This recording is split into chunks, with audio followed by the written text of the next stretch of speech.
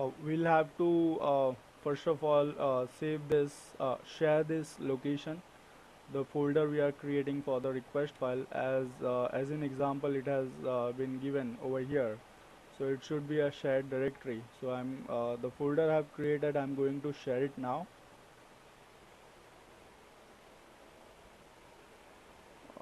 with everyone, and I'll give read write permission to everyone to this folder, and then just to double check everyone has full permission on this directory.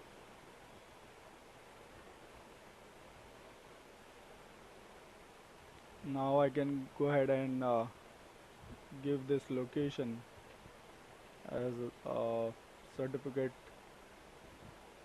request file location.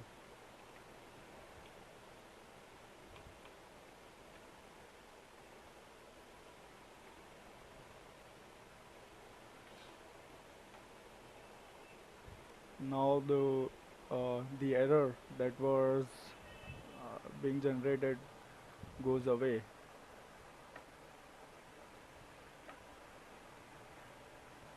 So we have this certificate request file now generated on the server. We need to open this with a notepad and copy the entire thing. We need to make sure whenever we are copying the content under this file that it does not have any additional space. Just like over here, it has a enter right here after this. So we need to make sure we only copy the content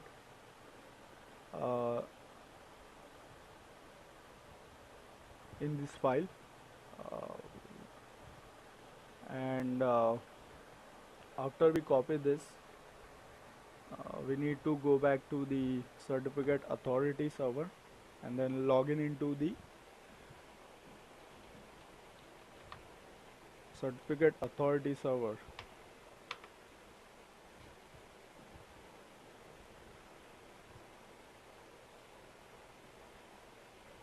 And on the first page we get an option to request a certificate, and then on the other screen, the second screen, we need to click on advanced certificate request and then submit a certificate request by using base 64 encoded CMC or PKCS #10 file.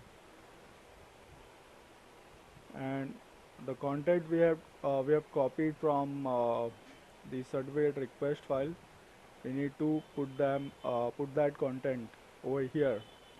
That's actually a code which will actually let the certificate authority know what all URLs or whatever the things that are being requested by the certificate or the services. So in the certificate template option, I'm going to select the web server because we are generating this certificate for web server services like OWA ECP. This is just a warning. You guys may pause the video and go through the warning. I'm just going to say yes for now. And over here, I'm going to click base 64 and then download certificate chain. It has generated a file called certnew.p7b. I'm going to save it as certnew, and the save as type would be certificate. I'm going to put it on the desktop itself. Now you can go ahead and close this one and just copy it over to the server we wanted it to be issued for.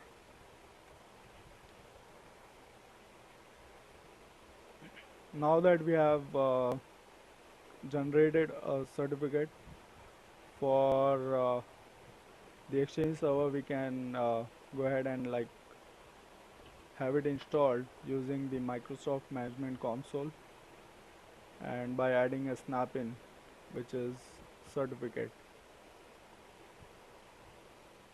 computer account, local computer, and then over here we need to put it under certificate, trusted root certification authority. And in order to import, we can also do control C control V, but I prefer doing import. While we are looking for the certificate file, we need to make sure that we select all file over here. Unless and until we do that, we won't be able to see the certificate file.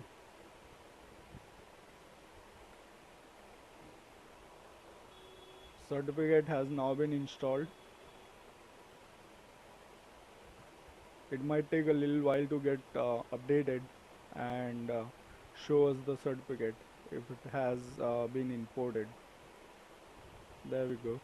So that's the one we have just generated, and using this one we can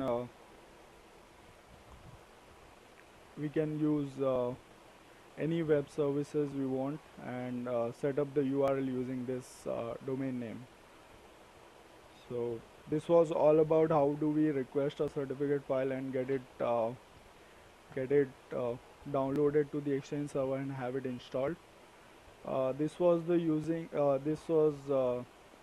about the internal certificate authority server. However, in real scenario, what happens is we generate this certificate request file that is also called as CSR, and then we give it to the certificate authority, just like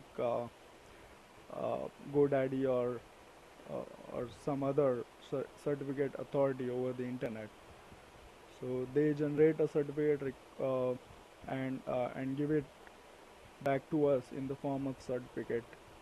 So this file is required whenever we are requesting a certificate from a certificate authority. So this was all about how do we generate a certificate request file and get a certificate downloaded and have it installed on the Exchange server. So I'm going to use the same certificate for configuring the URL, the internal and external URLs, and then I'm going to use this certificate for client server authentication. So that's it.